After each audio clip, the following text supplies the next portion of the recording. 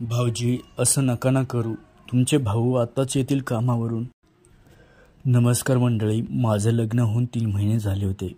मी आणि माझा नवरा नाशिक या शहरात राहत होतो. कारण माझा नवरा एका कंपनीमध्ये जॉब करत होता आणि चांगल्या पदावरही होता. त्याला चांगला पेमेंटही मिळत होता. म्हणून आम्ही दोघे लग्न झाल्यावर नाशिकला शिफ्ट झालो. गावाकडे माझे सासू सासरे राहतात. गावाकडे आमची भरपूर शेती आहे आणि शेती माझे सासू सासरेच करतात. मी नाशिकला जाऊन 1 महिना झाल्यावर माझा छोटा दीर तोही कॉलेजसाठी माझ्याकडेच राहायला आला होता. आमचं गाव छोटं खेडेगाव होतं. तेथे कॉलेज नव्हतं म्हणून त्याला आमच्याकडे आम्ही बोलून घेतलं होतं. माझ्या दीराचं नाव मनीष होतं. माझ्या नवऱ्याचं नाव आतिश होतं. माझा दीर खूपच हुशार आणि स्मार्ट होता. दिसायलाही खूप देखणा होता. त्याचं बोलणं तर खूपच लागवी होतं. मला त्याचा स्वभाव खूप आवडायचा. कारण तो कुठल्याही माणसाला 2 मिनिटात आपलं करून घेत होता. असा त्याचा स्वभाव. तिथे येऊन त्याला 4-5 दिवस झाले होते. 2च दिवसात त्यांनी त्याचं कॉलेज वगैरे सर्व काही बघून घेतलं आणि त्याला सर्व काही तिथलं आवडलं. त्याच आता मनही लागू लागलं. मी त्यांना म्हणाले, भाऊजी तुम्हाला इथे आल्यापासून मला खूप करमायला लागले. तेवढ्यात ते म्हणाले, हो वहिनी, म्हणजे तुम्ही मला बोलवलं, हसी मजाक करायला आला आहात, माझेही मन लागतं. तेवढ्यात मी म्हणाले, हो तुम्ही आल्यापासून मलाही बरं वाटतंय बघा. नाही तर रोज सकाळी तुमचा दादा 8 वाजता जॉबला जाता आणि संध्याकाळी 8 वाजता घरी येता आणि मग मलाही घरात दिवसभर बोलायला कोणी नव्हतं. मग तुम्ही आल्यापासून मलाही खूप बरं वाटतं हो. आमच्या दोघांच्या खूप चांगल्या गप्पा रंगत होत्या. आम्ही दोघेही एकमेकांना खूप समजून घेत होतो. आमच्या दोघातला संवाद खूप चांगल्या प्रकारे होत होता. नवरा घरी नसायचा त्यामुळे आम्ही दोघंच घरी असायचो. मला आता थोडंसं मनात काहीच वाटत नव्हतं. मी त्याच्यासोबत बिनधास्त बोलत होते, बिनधास्तपणे वागत होते. त्याच्यासोबत हसून खेळून बिनधास्तपणे बोलत होते. माझा दीर रोज सकाळी 8:30 ते 12पर्यंत कॉलेज करायचा आणि मग 12 वाजल्यापासून तो घरीच असायचा. 12 वाजल्यानंतर आम्ही दोघे घरात मारून गप्पा बसायचो. कॉलेजमधल्या ज्या काही गप्पा आहेत ते मला सर्व सांगायचे. मलाही त्यांच्या कॉलेजमधल्या गमती ऐकून खूप बरं वाटायचं. जणू काय मला असं वाटत होतं त्याच्या जागी मीच कॉलेजला जाते.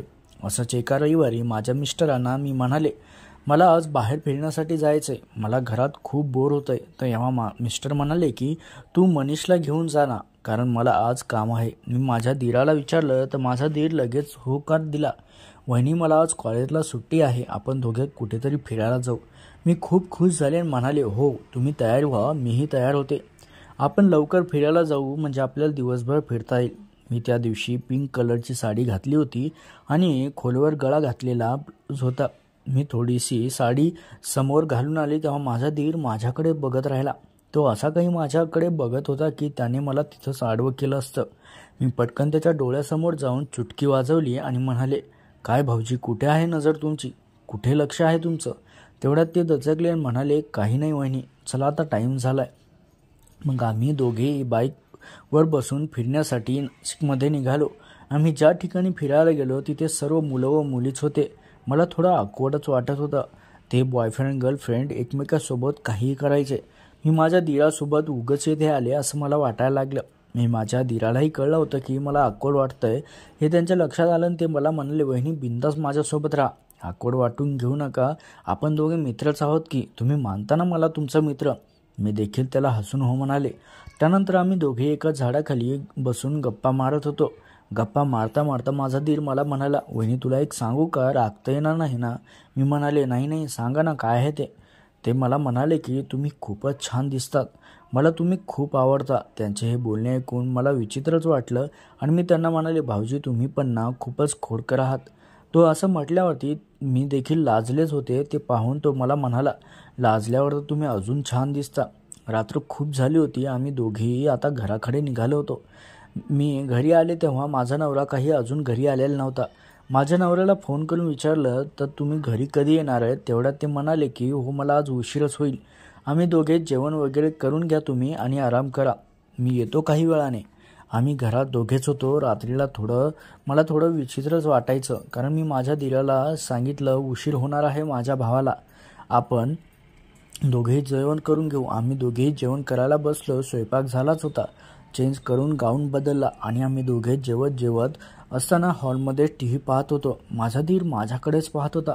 माझ्या मनात काय चालू होतं हे मला कळत नव्हतं त्याच्या मनात, पण कुठे ना कुठे मलाही तो आवडत होता. तो माझ्या छातीकडेच नेहमी पाहायचा, कारण त्याची मला आता सवय झाली होती. तो जे काही करेल ते मला आवडत होतं. तो जे काही असे काही बोलेल तेही देखील आवडत होतं. आम्ही दोघेही जेवण झाल्याच्या नंतर गप्पा मारत बसलो हॉलमध्ये. तेवढ्यात पटकन आमच्या इथली लाईट गेली आणि आम्ही जवळच बसलो होतो, त्यामुळे पटकन मी त्यांना मिठी मारली. त्यांना लगेच काही कळलं नाही आता काय करू म्हणून. जणू काही त्यांच्यात त्याची मर्जीसुद्धा होती. हे सर्व काही क्षणात घडून गेले. मला रात्रीला खूप भीती वाटते. अंधार पडल्यामुळे, लाईट गेल्यामुळे मी त्यांना तशी बिलगून होते. माझी छाती त्यांच्या छातीवर धडकली गेली होती. माझी छाती धडधड करत होती. मला देखील माझ्यासाठी काही समजले नाही. मी त्यांना अचानक हे मारल्याने थोडी घाबरले सुद्धा होते. तेवढ्या ते म्हणाले, घाबरू नका वहिनी, मी आहे ना. त्यामुळे माझ्या मनात वेगळेच विचार चालू झाले. मी पटकन पुन्हा एकदा मिठी मारली. पहिल्यांदाच मी परपुरुषाला असं घेतलं होतं आणि तेही माझ्या दीराला. त्यामुळे तोही आता त्याच्यासाठी तयार झाला होता. त्याच्या पुढे माझेही हात अपुरे पडले होते. माझे मन त्याच्या पुढे पडले होते. त्याने मला जवळ घेतलं. मीही नाही म्हणू शकले नाही आणि तो जो काही करत होता त्याच्यात मी प्रतिसाद देत होते. नाही नाही म्हणता आम्ही सर्व काही होऊन गेलं. मला चोळत होता. मला खूप चांगलं वाटत होतं. नवऱ्याशिवाय दुसरा पुरुष पहिल्यांदाच मला घेत होता. इतक्यात 2 मिनिटातच लाईट आली. आम्ही दोघेही भानावर आलो. मी त्यांना म्हटलं, भाऊजी हे काय झालं? तेव्हा ते म्हणाले, वहिनी त्याच्यात तुमची पण मर्जी होती ना आणि माझी. काही मनाला लावून घेऊ नका. मला तुम्ही मनापासून आवडता आणि तुम्हालाही मी आवडतच असेल ना कुठे, पण तुम्ही हे ते दाखवत नाहीत. मी गप्पच राहिले. आमच्यात जे काही घडलं होतं त्याचा मला पश्चाताप नव्हता, फक्त थोडं विचित्र वाटत होतं. तेवढ्यात माझे पतीसुद्धा घरी आलेच होते. मी त्यांना जेवण दिलं आणि आम्ही दोघे झोपायला गेलो. मनात फक्त माझ्या दीराबद्दलच विचार चालू होता. आज जे काही घडलं होतं तेच मी आठवत होते आणि मनाला भारीसुद्धा वाटत होतं, कारण आमच्यात जे काही घडलं होतं त्यात आमच्या दोघांची मर्जीसुद्धा होतीच ना. दुसऱ्या दिवशीसुद्धा माझा नवरा सकाळीच उठून कामावर गेला. मी खूप बेचैन होते. काल भाऊजी व माझ्यात जे काही झालं होतं त्यामुळे. आणि माझा दीर आज कॉलेजला गेलाच नाही, कारण त्यालासुद्धा वेगळंच वाटत होतं. मग मी त्याच्याजवळ गेले आणि त्याला बेडवरती बसवलं आणि म्हणाले की भाऊजी काल आपल्यात जे काही झालंय. तेवढ्यात भाऊजी म्हणजे माझा दीर मला लगेच म्हणाला की वहिनी खरंच मी सॉरी मागतो तुम्हाला. माझी काही इच्छा नव्हती असं काही, पण तुम्हीच माझ्याजवळ आलात आणि हे सर्व झालं. त्यामुळे माझ्या दीराचा स्वभाव मला खूप आवडला आणि मी स्वतःहून पुन्हा त्यांना मिठी मारली.